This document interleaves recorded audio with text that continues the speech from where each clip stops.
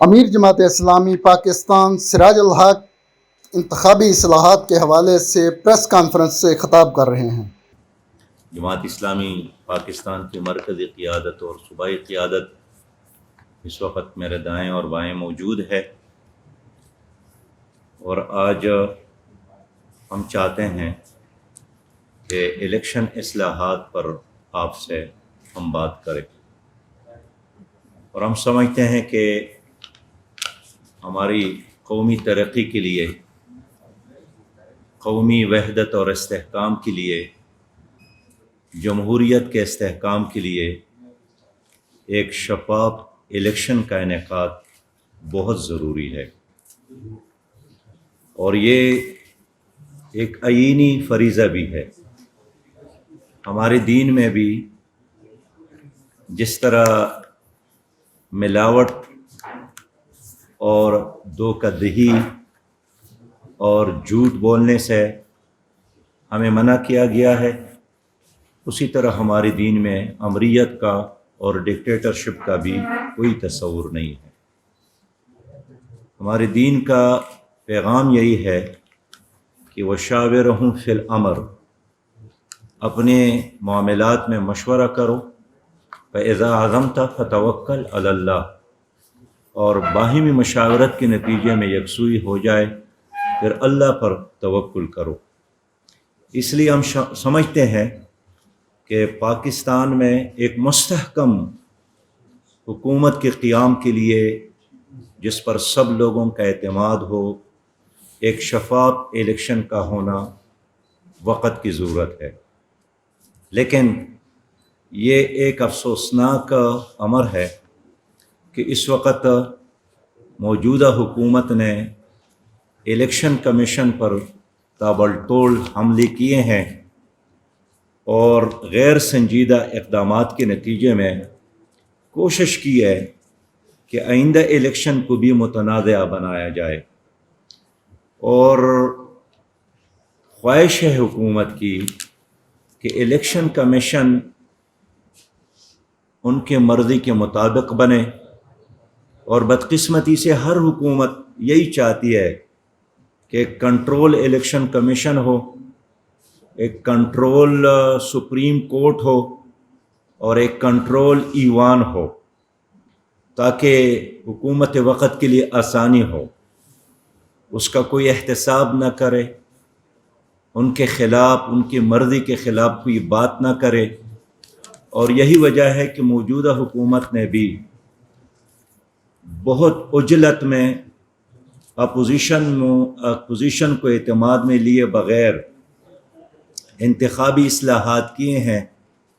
جو متنازع ہے، جس کو اپوزیشن نے مسترد کیا ہے،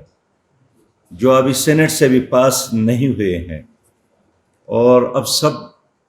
یہی سمجھتے ہیں کہ حکومت الیکشن کمیشن کو ہاتھ کے لاٹھی اور جیب کے گھڑی بنانا چاہتی ہے، جس کا ہم کبھی بھی اجازت نہیں دیں گے۔ معزز صحافی حضرات، اس وقت اس حکومت نے 2017 کے ایکٹ میں جو تبدیلیاں کی ہیں، اس کے نتیجے میں سیکشن 24، 26، 28، 29، 30، 31، 32، 33، 34، 36 اور 44 سیکشن کو اس حکومت نے ختم کیا ہے۔ اور ان سیکشن میں ہے کیا؟ ان میں یہی ہے جو مذکورہ دفعات جس کو حکومت نے ختم کیا ہے، اس میں ریٹرننگ آفیسر کی تقرری ہے، ابتدائی ووٹر لسٹوں کی تیاری ہے، نظرثانی اتھارٹی کی تقرری کا اختیار ہے، اعتراضات داخل کرنے کی مدت کا تعین ہے، ایک انتخابی علاقے سے دوسرے انتخابی علاقے میں ووٹ اندراج کا اختیار ہے، ریٹرننگ آفیسر کو نام فائل کرنے کا اختیار ہے، شکایات اور اعتراضات کی انکوائری، سالانہ بنیادوں پر ووٹر لسٹ کی تیاری، نادرا کے ساتھ معلومات کی اسکریننگ کے اختیارات سے متعلق ان دفعات کو حذف کیا ہے، اور ان دفعات کے ہضم کرنے کے بعد الیکشن کمیشن بھی اختیار ہو گیا ہے۔ ایک لحاظ سے حکومت نے کوشش کی ہے کہ الیکشن کمیشن کی منہ میں دانت ہی نہ ہو، اور یہ انتخابی اصلاحات کے نام پر ہم ایک فراڈ سمجھتے ہیں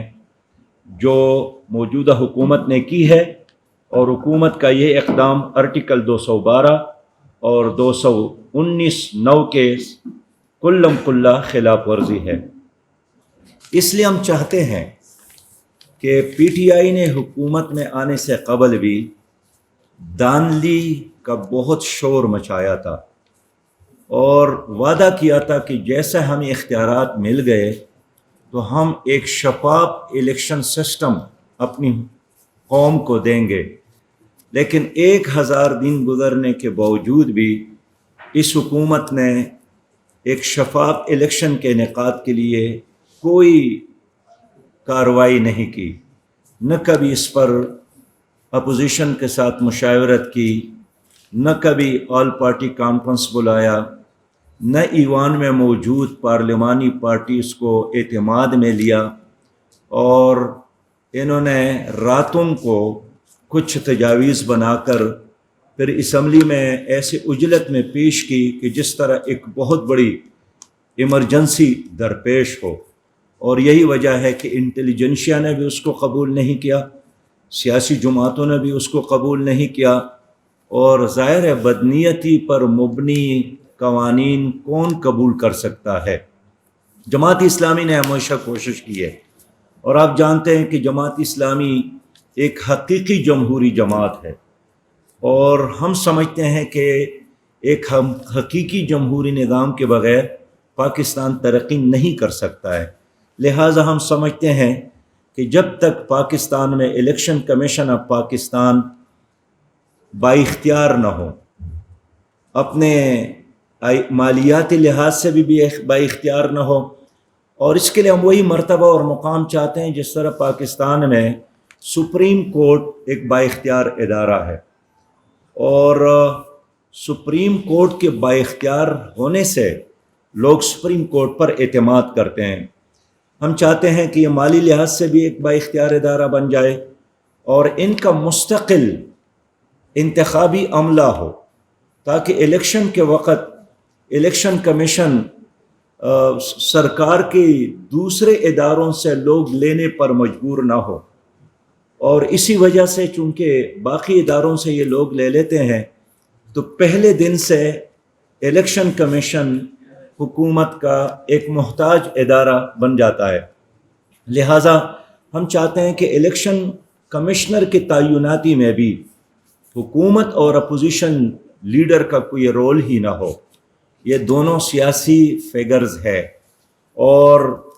اپوزیشن لیڈر اور وزیر اعظم کی تقرری کی بجائے یہ اختیار سپریم کورٹ کے ساتھ ہو جس پر پوری قوم اعتماد کرتی ہے، اور پھر الیکشن کمیشن بااختیار ہو تو الیکشن کا شیڈول دینے اور ان کو کنڈکٹ کرنے میں رہنمائی کے نام پر حکومتی مداخلت بھی نہ ہو۔ اس لیے ہم چاہتے ہیں کہ الیکشن کمیشن کا موجودہ سٹرکچر بھی تبدیل کیا جائے، اور اس پر تمام سیاسی جماعتوں کا ایک کنسنسس یہ ہم ضروری سمجھتے ہیں۔ جماعت اسلامی سمجھتی ہے کہ موجودہ نظام الیکشن کا جو موجودہ سسٹم ہے اس میں بنیادی کردار اور اہمیت سرمایہ کو حاصل ہے، اور یہی وجہ ہے کہ جس کے ساتھ جتنا زیادہ پیسہ ہو اس کے لیے اس نظام میں کامیابی اتنی آسان ہے۔ میں نے اس لیے ہمیشہ ہم نے تجویز پیش کی ہے کہ ہمارے ملک میں ایک مستحکم جمہوری نظام کے لیے متناسب نمائندگی کا طریقہ کار اختیار کرنا چاہیے، اور یہ کوئی نیا طریقہ کار ہے بھی نہیں۔ دنیا کے بہت سارے جمہوری ممالک میں متناسب نمائندگی کی بنیاد پر انتخابات کا نظام موجود ہے۔ اس موجودہ نظام نے ہماری سیاست کو ایک لحاظ سے مفلوج بھی بنایا ہے اور فرسودہ بھی بنایا ہے،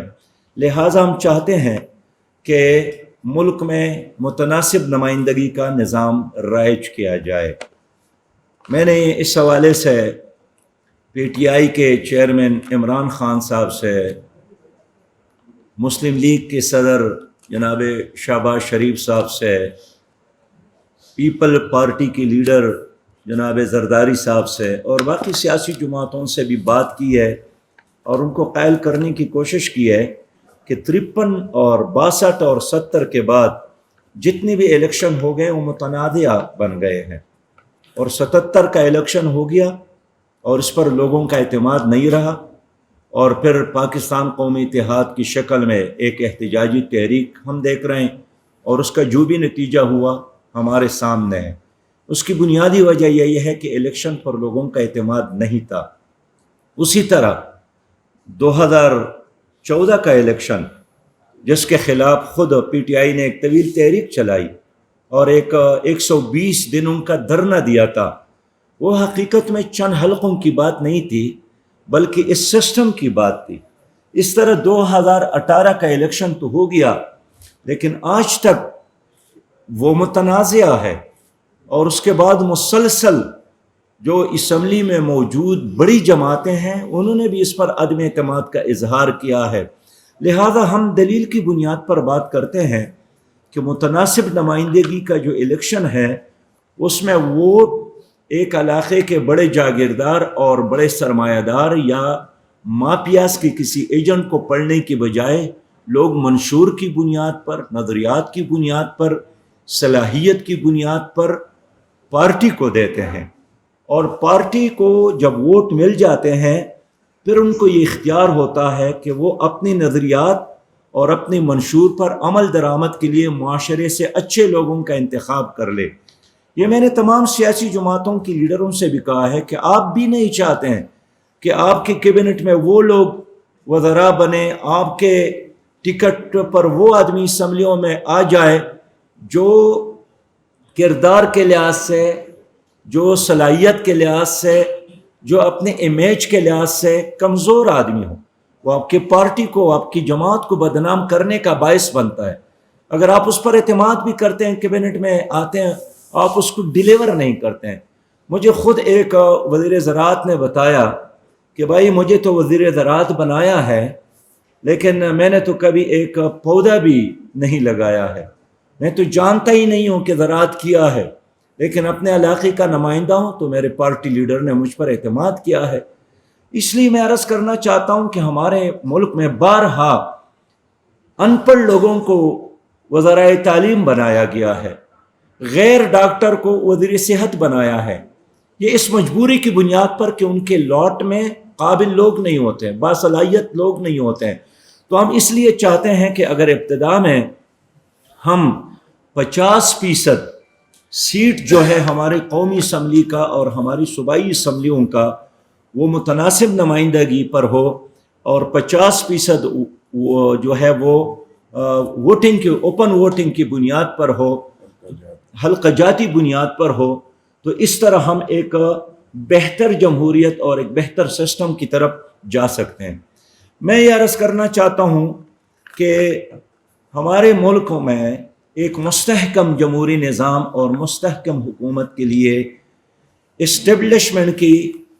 سیاست میں اور الیکشن میں مداخلت کا روک تھام یہ ضروری ہے، اور ہمیں افسوس ہے کہ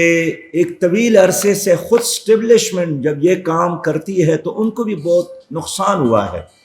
وہ متنازع بن گیا ہے۔ لوگ اس پر اب جلسوں میں، جلوسوں میں، ٹاک شوز میں، سوشل میڈیا میں تنقید کرتے ہیں، اور وہ 1000 بار چاہتے ہیں کہ ہمارے اوپر بات نہ کرے، لیکن جب بھی کوئی سیاست میں مداخلت کرتا ہے وہ ضرور ڈسکس ہوتا ہے۔ اس لیے یہ کسی ایک پارٹی کا نہیں ہے، تمام سیاسی جماعتوں کا یہ فرض ہے کہ ایک حقیقی جمہوری سسٹم لانے کے لیے ہم مل کر ڈائیلاگ کر لیں کہ کس طرح الیکشن میں اور سیاسی نظام میں اسٹیبلشمنٹ کی مداخلت ختم ہو، اور جب تک اسٹیبلشمنٹ کی مداخلت ہے تو آپ یقین کریں یہاں ایک اچھا نظام، اچھی حکومت آپ کو نہیں مل سکتی ہے۔ اور خود اسٹیبلشمنٹ کا بھی یہ کام نہیں ہے کہ حکومتیں بنانا، حکومتیں چلانا اور حکومتیں گھرانا، آئین کے تحت ان کے اور بہت سارے کام ہیں۔ ایک جنرل جب حلف اٹھاتا ہے اس میں یہ وعدہ کرتا ہے کہ میں یہ کام نہیں کروں گا، لیکن ہم نے اور سارے لوگ یہ کام بھی نہیں کرتے ہیں۔ یہ کچھ مفاد پرست لوگ ہوتے ہیں جو اس کھیل کا حصہ بنتے ہیں۔ تو میں اس لیے سمجھتا ہوں کہ ہم سب کا یہ فرض ہے، جو بھی جمہوری نظام پر یقین رکھتے ہیں، تمام سیاسی جماعتوں کا، کہ وہ مل کر ایک ایسا میکینزم طریقہ کار بنا لے، ایک ایسا بیانیہ ہم ترتیب دے کہ جس میں آنے والے دور میں الیکشن میں اسٹیبلشمنٹ کی مداخلت ختم ہو جائے۔ اور یہ مناسب نہیں ہے کہ ہر الیکشن کے بعد، ابھی حکومت بنی بھی نہیں ہے کہ ہارنے والی اس پر اعتراضات شروع کرتے کہ میں تو نہیں مانتا ہوں، اور 5 سال ہونے کے باوجود بھی وہ حکومت ڈیلیور نہیں کر سکتی۔ لوگ اس کو سلیکٹڈ کا تانا دیتے ہیں، اور گراؤنڈ ریئلٹی بھی یہی ہوتی ہے۔ اس لیے ہم سمجھتے ہیں کہ اسٹیبلشمنٹ کے منفی اور مثبت دونوں طرح کی مداخلت کا راستہ روکا جائے۔ اسٹیبلشمنٹ کے اور بہت ساری ذمہ داریاں ہیں، آئین کے تحت بھی قوم نے ان کو جو کام حوالہ کیا ہے، اگر وہ ان ذمہ داریوں کو سنبھالے اور بطریقے احسن سنبھالے۔ ہمیں بہت بڑے دشمن کا سامنا ہے، چاروں طرف سے ہمارا معاصرہ ہے، اس لیے یہ دوہرے ذمہ داریاں ان پہ جب ڈالی گئی ہیں یا اپنے اوپر وہ خود ڈالتے ہیں تو اس سے ایک کام بھی صحیح طریقے سے نہیں ہو پاتا، اور معاشرے میں ان کی وجہ سے ایک انتشار ہوتا ہے، اور معاشرے میں ان کی وجہ سے ایک فساد ہوتا ہے سیاست میں۔ اس طرح ہم چاہتے ہیں کہ 62-63 کا جو شق ہے آئین کا حصہ ہے، اور یہ کوئی نفلی عبادت نہیں ہے کہ چاہے تو کرے یا چاہے نہ کرے، یہ ایک لازمی امر ہے۔ تو ہم یہ چاہتے ہیں کہ تمام سیاسی جماعتیں اور الیکشن کمیشن مل کر ایک ایسا میکینزم بنا لے کہ 62-63 پر عمل درآمد یقینی ہو جائے۔ جماعت اسلامی سمجھتی ہے کہ جب تک ان شقوں پر عمل نہ ہو حقیقی روح کے ساتھ، ہم ایک بہتر جمہوریت کی طرف نہیں جا سکتے ہیں۔ ہم تو یہ بھی چاہتے ہیں کہ ملک میں ایک ایسا ادارہ بھی ہو کہ امیدوار سے وہ انٹرویو لے لے، اور ماضی میں جو الیکشن کمیشن کا کوئی آفیسر امیدواران کو بلا کر ان سے جو انٹرویو لیتے ہیں وہ ایک مذاق بن گیا ہے۔ ایک آدمی سے پوچھا گیا کہ آپ دعائے قنوت سنائیں، تو وہ تو خیر نہیں سنا سکے، لیکن اس نے پوچھنے والے سے پوچھا کہ چلو اگر آپ کو یاد ہے تو آپ سنا لیں، تو انہوں نے کہا کہ یاد تو مجھے بھی نہیں ہے۔ تو اس لیے ہم چاہتے ہیں کہ بہت سارے ممالک میں ایسے ادارے موجود ہیں جو امیدواران کے انٹرویو کرتے ہیں، اور اگر وہ اس میں کامیاب نہیں ہوتے تو ان کو کلیئر نہیں کرتے ہیں۔ تو ہم سمجھتے ہیں کہ 62-63 جس میں 62 کا جو دفعہ ہے وہ امیدوار کے اہلیت کے حوالے سے ہے، اور 63 کا دفعہ وہ نااہلیت کے حوالے سے ہے۔ اس کے لیے ایک آزاد بااعتماد ادارہ بنایا جائے۔ ہم چاہتے ہیں کہ انتخابی اخراجات بھی ایک حد کے اندر ہو اور کنٹرول ہو، اور یہ صرف اعلانات کی حد تک نہ ہو۔ ان انتخابی اخراجات نے ہمارے الیکشن کا حلیہ بالکل بگاڑ دیا ہے۔ قانون موجود ہے لیکن اس پر عمل نہیں ہوتا ہے، اور کوئی فرد جس کے لیے الیکشن کمیشن اخراجات کا ایک حد مقرر کرتا ہے، اسی طرح پارٹی کو بھی پابند بنایا جائے کہ ایک حلقے میں جتنی بھی اخراجات ہوتے ہیں جس طریقے سے بھی ہوتے ہیں ان کو امیدوار کے کھاتے میں ڈالا جائے، تاکہ سرمایہ کی بنیاد پر الیکشن کو جس طرح ہائی جیک کیا جاتا ہے یہ سلسلہ بند کیا جائے۔ اور میں تو یہ بھی مطالبہ کرتا ہوں کہ جس طرح برطانیہ میں حکومت کی طرف سے الیکشن کمپین کے لیے پارٹیوں کو فنڈ دیتی ہے، حکومت فنڈ دیتی ہے، اس طرح پاکستان میں بھی فنڈ دیا جائے، تاکہ ایک باصلاحیت فرد اگر وہ غریب ہو وہ بھی اسمبلی میں پہنچ سکے، ایک غریب کا آدمی بھی ایوان کا حصہ بن سکے۔ موجودہ نظام میں اگر آپ کے ساتھ ارب ہاں نہیں ہے اور کروڑ ہاں نہیں ہے تو آپ وقت کا سقراط اور بقراط کیوں نہیں ہیں، آپ بلدیاتی الیکشن میں بھی کامیاب نہیں ہو سکتے ہیں۔ تو ہم یہی چاہتے ہیں کہ بااہل لوگوں کو ایوان تک آنے کے لیے راستے کھل جائے۔ میں یہی چاہتا ہوں کہ ایک غریب کا بیٹا، ایک کاشتکار کا بیٹا، ایک زمیندار کا بیٹا، ایک قابل ڈاکٹر، ایک قابل وکیل، ایک قابل دکاندار اور تاجر، وہ بھی ایوان کا حصہ بنے۔ اس وقت آپ ہماری ایوانوں میں جھانک کر دیکھیں، کسی کڑکی سے ساری اس میں فیوڈلز بیٹھے ہیں، سارے اس میں کرپٹ سرمایہ دار اکثریت الا ماشاء اللہ، یا مافیاز ہیں یا مافیاز کے نمائندے ہیں۔ اس لیے میں چاہتا ہوں کہ برطانیہ کی طرح ہمارے ملک میں بھی حکومت ہی امیدواران کو اور پارٹیوں کو الیکشن مہم چلانے کے لیے فنڈ دے دے، تاکہ ایک انصاف کے ساتھ ہمارے ملک میں الیکشن میں لوگ حصہ لے سکے اور ایک بہتر کمپین چلا سکے۔ میں یہ عرض کرنا چاہتا ہوں کہ جس طرح انتخابی اخراجات میں الیکشن کمیشن کا کنٹرول ہونا چاہیے، جو اس وقت نہیں ہے، حکومت نے جو الیکشن کمیشن نے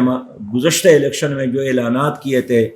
کہ 30 لاکھ کا ایک امیدوار خرچ کر سکتا ہے، اسی حلقے میں آپ جا کر دیکھیں تو 30 کروڑ تک۔ مجھے خود ایک آدمی نے بتایا کہ ایک ضمنی الیکشن میں مجھے ٹھیکہ دیا تھا کہ آپ 50 ہزار کا پیکج تیار کر لے اور یہ 80 ہزار کی تعداد میں ہو، اور جب اس نے 50 ہزار رقم کی پیکیجز تیار کر کے 80 ہزار کی تعداد میں تقسیم کیے، ماشاءاللہ وہ آدمی کامیاب ہوا اور وہ بہت بڑی اکثریت کے ساتھ جیت گئے۔ آپ مجھے بتائیں کہ یہ الیکشن ووٹر کی جیت ہے یا یہ اس سرمایہ اور پیکیجز کی جیت ہے؟ یہ صرف ایک حلقے کی کہانیاں نہیں ہے۔ لوگ موٹر سائیکلز تقسیم کرتے ہیں اور لوگ وہ حرب آزماتے ہیں۔ میں سمجھتا ہوں کہ ان حربوں نے ہماری جمہوری نظام کو داغدار بنایا، بدنام بنایا، اور آپ لوگوں کی دلچسپی کم ہو گئی ہے۔ اس طرح ہم چاہتے ہیں کہ جو انتخابی فہرستوں کی تیاری ہے، یہ بھی ووٹر لسٹ کی شفافیت اور بروقت سپلائی کے نظام کو کمپیوٹرائز کیا جائے، اور تصویر والے ووٹر لسٹ امیدواران کو مہیا کی جائے، اور یہ کوئی ناممکن کام نہیں ہے۔ اور ہم یہ بھی چاہتے ہیں کہ الیکشن کے قریب بڑی تعداد میں ووٹر ایک حلقے سے جب دوسرے حلقوں میں منتقل کیے جاتے ہیں تو یہ بھی دھاندلی ہی کا ایک طریقہ ہے، اس لیے کہ باثر لوگ یہ کام کرتے ہیں۔ تو ہم یہ چاہتے ہیں کہ خود خواتین کو الیکشن میں حصہ لینے کے لیے فیسیلیٹیٹ کیا جائے، اور الیکشن کے دن ان کے لیے خاص جگہ بنایا جائے جن میں ان کے بچوں کے لیے انتظام ہو اور ان کی سیکیورٹی کا انتظام ہو، اس میں سایہ کا انتظام ہو، اور اس میں ان کے بچوں اور بچوں کے لیے خوراک کا بھی انتظام ہو۔ اس لیے کہ بہت سارے خواتین اس وجہ سے الیکشن میں ووٹ دینے نہیں آتے ہیں کہ ان کے شیرخوار بچے ہوتے ہیں یا ان کے لانے کے لیے ٹرانسپورٹ کا مسئلہ ہوتا ہے۔ تو یہ سارے انتظامات حکومت کو خود ہی کرنی چاہیے۔ ہم یہ چاہتے ہیں کہ انتخابی حلقہ بندیاں، اس پر بھی ہمیشہ لوگوں کے اعتراضات ہوتے ہیں، اور عین الیکشن سے چند دن قبل ایسے حلقہ بندی کی جاتی ہے۔ خود گزشتہ الیکشن میں ہمارے حلقے میں جہاں میں نے حصہ لیا تھا، اس طریقے کے ساتھ یعنی اوکاڑ پہ چڑھ کر کے حلقے کو تبدیل کیا گیا، جو ہم سمجھتے ہیں کہ بدنیتی ہے، اور ہم نے اگر عدالت میں جانے کا فیصلہ کیا بھی تو الیکشن ڈے تک اس کا فیصلہ نہیں ہو سکتا تھا۔ تو ہم چاہتے ہیں کہ حلقہ بندیوں کے انتخاب جو ہے اہتمام یہ نیچرل بنیادوں پر ہو اور بروقت اس کا اعلان ہو، اور اس میں ووٹروں کی یکساں تعداد ہو۔ یہ نہیں ہونا چاہیے کہ کہیں 50,000 زیادہ ہوں اور کہیں 50,000 کم ہوں۔ ہم چاہتے ہیں کہ جدید ٹیکنالوجی کا استعمال کیا جائے اور الیکٹرانک ووٹنگ مشین کو ہم سپورٹ کرتے ہیں، اس شرط کے ساتھ کہ اس پر جو خدشات ہے اس کو ختم کیا جائے، اور اس مشین کا جو سارا اختیار ہے وہ الیکشن کمیشن کے ہاتھ میں ہو، وہ حکومت کے ہاتھ میں نہ ہو۔ اور ہم یہ چاہتے ہیں کہ بائیو میٹرک سسٹم کا نظام ہو، دنیا کے بہت سارے ممالک میں یہ نظام رائج ہے، ہمارے ملک میں بھی جدید ٹیکنالوجی کا استعمال اب وقت کی ضرورت ہے۔ ہم یہ چاہتے ہیں کہ اوورسیز پاکستانیوں کو ووٹ کا حق دیا جائے، جماعت اسلامی اس کے حق میں ہے، لیکن فی الوقت اس کو ایک تماشا بنایا گیا۔ اور میں یہی کہنا چاہتا ہوں کہ اگر حکومت مخلص ہے تو سیاسی جماعتوں کو اعتماد میں لے کر ایک ہی طریقے پر اتفاق رائے کر کے ہمارے اوورسیز پاکستانیوں کو ووٹ کا حق دیا جائے۔ اس طرح ہم سمجھتے ہیں کہ سیاسی پارٹیوں میں خود جب تک جمہوریت نہ ہو تو کیسے ایک مستحکم جمہوریت قائم کر سکتے ہیں؟ تو یہ الیکشن کمیشن کا فرض ہے کہ وہ پارٹیوں کے اندر الیکشن کو یقینی بنا لے، اور پارٹیوں کے اندر جو الیکشن ہو یہ الیکشن کمیشن کی نگرانی میں ہو، اور جو پارٹی اپنے پارٹی کے اندر الیکشن کمیشن کی نگرانی میں الیکشن کے لیے تیار نہ ہو اس کو الیکشن میں حصہ لینے کا حق نہیں دینا چاہیے۔ ہم یہ چاہتے ہیں کہ سیاسی پارٹیوں میں جو قیادت کا انتخاب ہے یہ یقینی ہو، اور آزاد امیدوار کا جو رواج ہے ہمارے ملک میں کہ لوگ آزاد امیدوار بن جاتے ہیں، ووٹ لے کر پھر وہ فروخت ہو جاتے ہیں، اور منڈی میں جا کر جس طرح لوگ گھوڑے خریدتے ہیں تو سرمایہ دار اس کا سودا کر لیتے ہیں۔ اس لیے جہاں جماعتی بنیادوں پر الیکشن ہو وہاں آزاد امیدوار بننے پر پابندی ہونا چاہیے۔ ہم چاہتے ہیں کہ الیکشن میں جو ضابطہ اخلاق ہے اس پر عمل درآمد ہر صورت میں ہو، خاص کر جو بینرز لگائے جاتے ہیں، پوسٹر لگائے جاتے ہیں، اس کا ایک حد ہو، اور یہ جو قد عدم بل بورڈ لگائے جاتے ہیں اس پر بھی پابندی ہونی چاہیے، اس لیے کہ غریب امیدوار کا جیب اس کا اجازت نہیں دیتا ہے کہ اس طرح پوسٹر اور کروڑوں کے بینرز اور بڑے بڑے بل بورڈ لگا لے۔ ہم یہ چاہتے ہیں کہ میڈیا بھی آزاد ہو، میڈیا پر پابندی نہ ہو، لیکن الیکشن کے دوران پرنٹ اور الیکٹرانک میڈیا پر انتخابی مہم کے دوران حکومت سب کو برابری کی بنیاد پر وقت تقسیم کر لے، اور یہ نہ ہو کہ بعض پارٹیاں تو سارے دن میڈیا میں موجود ہو اور بعض پارٹیوں کو دن میں ایک سیکنڈ بھی نہ ملے۔ میں سمجھتا ہوں یہ ظلم ہے، یہ جبر ہے، اور یہ یک طرفہ طور پر کارروائیاں ہیں، یہ الیکشن کو ہائی جیک کرنے کے مترادف ہم سمجھتے ہیں۔ جماعت اسلامی تجویز پیش کرتی ہے کہ ایک واچ ڈاگ کمیشن ہو جو اس سارے نظام کے مانیٹرنگ کر لے، اور اس میں اچھی شہرت رکھنے والے ریٹائر ججوں پر مشتمل یہ کمیشن ہو، اور اس کے اختیارات ہو، اس کی رپورٹ پر الیکشن کمیشن کارروائی کرے، اس کی رپورٹ پر الیکشن کمیشن نتائج کو منسوخ کر لے، اور اس کی رپورٹ پر الیکشن کے دوران اگر کوئی امیدوار یا کوئی پارٹی لیڈر میڈیا میں آ کر جھوٹ بولتا ہے یا جھوٹا الزام لگاتا ہے تو وہ اگر اس کو ثابت نہ کر سکے تو پھر اس مانیٹرنگ کمیشن کی رپورٹ پر اس کو نااہل قرار دیا جائے، تاکہ ہمارا یہ نظام ٹھیک ہو جائے، اور کم از کم اس کمیشن کا جو بنانے کا کام ہے یہ 6 مہینے قبل مکمل ہو جائے، اور ہر ضلع میں اس کمیشن کا ایک دفتر ہو تاکہ لوگوں کا اعتماد بھی اس کو حاصل ہو۔ ہم یہی چاہتے ہیں کہ الیکشن ڈے جو دانلی کا سب سے بڑا ذریعہ بنتا ہے ہمیشہ، اور اسی دن پہ الیکشن پر ایسے وار ہو جاتے ہیں کہ الیکشن متنازع بن جاتے ہیں۔ جماعت اسلامی تجویز پیش کرتی ہیں کہ CC کیمرے نصب ہو، اور پولنگ ایجنٹ، میڈیا کے نمائندے اور خود مختار آبزرور کو سمارٹ فون کے ساتھ پولنگ سٹیشن کے اندر جانے کی اجازت ہو۔ ہم یہ بھی چاہتے ہیں کہ جو پولنگ سٹیشن کے باہر پولیس اور آرمی کے نوجوان، ان کو پولنگ سٹیشن کے اندر آنے کی اجازت نہیں ہونی چاہیے۔ ہم یہ چاہتے ہیں کہ فارم 45 اور 46 پولنگ عملے اور پولنگ ایجنٹ کے دستخطوں کے ساتھ مہیا کیا جائے، اور پولنگ کے اختتام پر اس کا اعلان ہو، اور جو نتیجہ ہو وہ باہر دیوار پر لگایا جائے۔ گزشتہ الیکشن میں ہم نے دیکھا کہ عملے نے بیلٹ باکس کو اٹھا کر اپنے پاس دفاتر میں لے گئے، چاونیوں میں لے گئے، اور لوگ انتظار کرتے رہے، اور 3 دن تک ان کے نتائج پھر سامنے نہیں آئے۔ اس لیے ہم چاہتے ہیں کہ پولنگ عملہ، پولنگ ایجنٹ مل کر جس رزلٹ پر اتفاق ہو جائے اس کا نتیجہ باہر لگایا جائے۔ ہم یہ بھی چاہتے ہیں کہ ووٹر کی بھی شرائط ہو،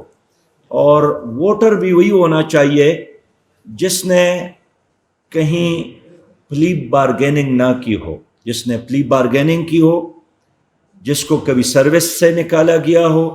اور جو کرپشن میں ملوث ہو۔ اگر آپ نے کرپشن کو ختم کرنا ہے تو ایسے آدمی کو ووٹ کا حق بھی نہیں ہونا چاہیے جو کسی لحاظ سے کرپشن میں، جس نے قومی دولت لوٹا ہو،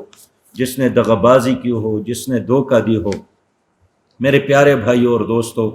اس طرح جماعت اسلامی تجویز پیش کرتی ہے کہ پوسٹل بیلٹ یہ ایک ناقص نظام ہے اور یہ دھاندلی کا ذریعہ ہے، اس کو ختم کیا جائے اور ایک پاک اور شفاف الیکشن کا نظام بنایا جائے۔ میں ایک بار پھر آپ سب کا شکریہ ادا کرتا ہوں اور ضرورت محسوس کرتا ہوں کہ ان تجاویز کو ہم نے تمام سیاسی پارٹیوں کو بھی بھیجا ہے، اور ہم نے طے کیا ہے انشاءاللہ تعالی کہ جماعت اسلامی کی مرکزی قیادت وہ تمام سیاسی جماعتوں کے ساتھ مل کر ان تجاویز پر مذاکرات بھی کرے گی، ان کے پاس بھی جائے گی، تاکہ ہم کنسنسس کے ساتھ آئندہ کے لیے ایک قابل عمل الیکشن کا نظام بنا لیں۔ بہت شکریہ۔ صاحب، وزیر اعظم عمران خان نے ابھی قومی اسمبلی میں خطاب کیا ہے اور انہوں نے تمام سیاسی جماعتوں کو دعوت دی ہے کہ وہ انتخابی اصلاحات کے لیے آئیں اور اس حوالے سے جماعت اسلامی جو ہے جی، جماعت اسلامی نے پہلے سے اپنے یہ اصلاحات وزیر اعظم کو بھیجے ہیں، پیپل پارٹی کو، مسلم لیگ کو، جتنے بھی پارلیمانی لیڈرز ہیں ان سب کو ہم نے بھیجے ہیں، اور ہم یہی چاہتے ہیں کہ ہم کنسنسس کے ساتھ مل کر اصلاحات اس لیے کریں کہ اگر ہم نے یہ نہیں کیا تو آئندہ الیکشن بھی متنازع بن جائے گا، اور اچھا ہوتا کہ اگر انتخابی اصلاحات قومی اسمبلی میں لانے سے قبل حکومت ان مذاکرات کا اور اس طرح مشورے کا اہتمام کرتی، لیکن یہ بہت بھونڈا طریقہ ہے کہ آپ نے اصلاحات پہلے قومی اسمبلی سے 33 منٹ میں پاس کروائیں اور فائل جلدی پھر سینٹ کے سیکریٹریٹ تک پہنچایا، اور پھر آپ کہتے ہیں کہ آپ آئیں میرے ساتھ مذاکرات کریں۔ میں سمجھتا ہوں کہ اگر حکومت کی نیت اچھی ہوتی تو یہ کام اصلاحات لانے سے پہلے ہی حکومت کرتی۔ صاحب یہ بتائیں کہ اگر انتخابی اصلاحات کے معاملے پر اتفاق رائے پیدا نہ ہوا تو پھر جماعت اسلامی کی حکمت عملی کیا ہوگی؟ کیا آپ کی جدید فوراً کرے گی؟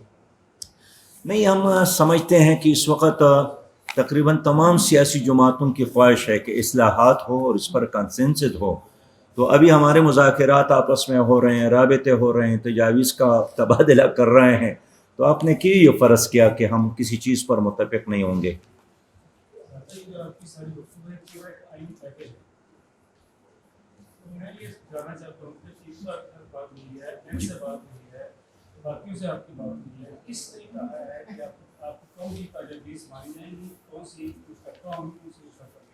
دیکھیے، جو متناسب نمائندگی کے حوالے سے میں نے بات کی نا، یہ اس وقت میں نے ان سے بات کی جب یہاں مسلم لیگ کی حکومت تھی اور یہاں دھرنا جاری تھا، تو اس دوران زرداری صاحب سے بھی اور شہباز شریف صاحب سے بھی، خود عمران خان صاحب سے بھی ہم نے اس پہ بات کی، لیکن بہرحال اس میں بھی تقریباً 4 سال گزر گئے ہیں، اس سے بھی زیادہ، تو اس لیے میں چاہتا ہوں کہ نئے ماحول میں ہم دوبارہ تمام کے ساتھ اخلاص کے ساتھ رابطہ کریں گے۔ صاحب یہ بتائیے گا، جیسا کہ آپ بتا رہے ہیں، میں بات کرتا ہوں الیکشن کمیشن میں چیف الیکٹرل کمشنر پہ 5 ممبرز ہیں، اور ان کی تقریر اسی طرح ہے کہ وزیر اعظم اور اپوزیشن لیڈر آپس میں بیٹھیں اور نام دیں۔ ظاہر بات ہے جو نون کا، پیپلز پارٹی کا، پی ٹی آئی کا ممبر ہوگا وہ اس کے اخلاق میں اپنی مرضی سے فیصلہ نہیں دے گا، تو یہ بات ایوان میں کیوں اٹھائی جا سکتی ہے؟ سینٹ ہو یا قومی اسمبلی ہو، وہاں پر اور بھی آپ جیسے سیاستدان موجود ہیں، اس فورم پر اگر یہ بات اٹھائی جائے تو یہ زیادہ اچھا نہیں ہوگا؟ دیکھیے ماضی میں اس پریکٹس نے فائدہ تو نہیں دیا، یعنی ماضی تو یہی ہے کہ ہمیشہ الیکشن کمشنر کے بارے میں وزیر اعظم اور اپوزیشن لیڈر مشاورت کرتے ہیں اور پھر جس کو مقرر کرتے ہیں پھر اسی پر پھر الزامات بھی لگاتے ہیں. تو یہ پریکٹس ناکام ہوا ہے اور ایک بار نہیں بار بار ناکام ہوا ہے. اس لیے میں چاہتا ہوں کہ جو بینیفیشری ہے الیکشن کا ان کا اس میں عمل دخل ہی نہ ہو اور ایک آزادانہ طریقے سے سپریم کورٹ کے ذریعے الیکشن کمشنر کا انتخاب ہو تاکہ کوئی اس پر اعتراض نہ کرے کہ آپ کو ایک سیاسی رشوت کے طور پر 2 آدمیوں نے مقرر کیا ہے. سراج صاحب آخری سوال میں یہ پوچھوں گا، اس ملک میں اتنی کرپشن ہے، جتنے بھی ارب پتی کروڑ پتی اراکین اور بدماش سب سے زیادہ ہے، عوام ان کو ووٹ دیتی ہے، عام آدمی شریف آدمی اس میں جو ہے الیکشن میں حصہ نہیں لیتا اور ووٹ خریدے جاتے ہیں دیہاتوں میں اور جو بی ڈی ممبر ہیں یا نمبردار ہیں ان کو خریدا جاتا ہے. تو اس کی روک تھام کے لیے کوئی تجاویز جو ہے میں اس لیے سمجھتا ہوں کہ ان ہائی جیکر سے اپنی سیاست اور جمہوریت کو چھڑانے کے لیے ملک میں متناسب نمائندگی ضروری ہے اور متناسب نمائندگی ایک حقیقی حل ہے جو ہم پیش کرتے ہیں اور خود بہت سارے سیاسی پارٹیوں کے ذمہ دار ترین لوگوں نے ہمارے ساتھ نجی محفلوں میں اتفاق کیا ہے کہ آپ کا جو منصوبہ ہے، آپ کا جو پلان ہے، آپ کی جو مشاورت ہے بالکل ٹھیک ہے. اور یہ ایسی بھی بات نہیں ہے کہ ہماری طرف سے ہے، دنیا کے بہت سارے جمہوری ممالک میں یہی طریقہ رائج ہے. اسی کے نتیجے میں پاکستان کے قابل ترین لوگ اور دانا بینا جہاندیدہ لوگ اسمبلیوں میں پہنچ سکتے ہیں. اگر یہ طریقہ نہیں ہے تو پھر جس کے ساتھ جتنا بینک اکاؤنٹ ہے اسی مناسبت سے لوگ اسمبلیوں میں آتے ہیں. آخری کوشچن. جیسے کہ آپ نے ابھی فرمایا کہ اسٹیبلشمنٹ کی جو سیاست میں اور بالخصوص انتخابی معاملات میں مداخلت ہوتی ہے، جماعت اسلامی کی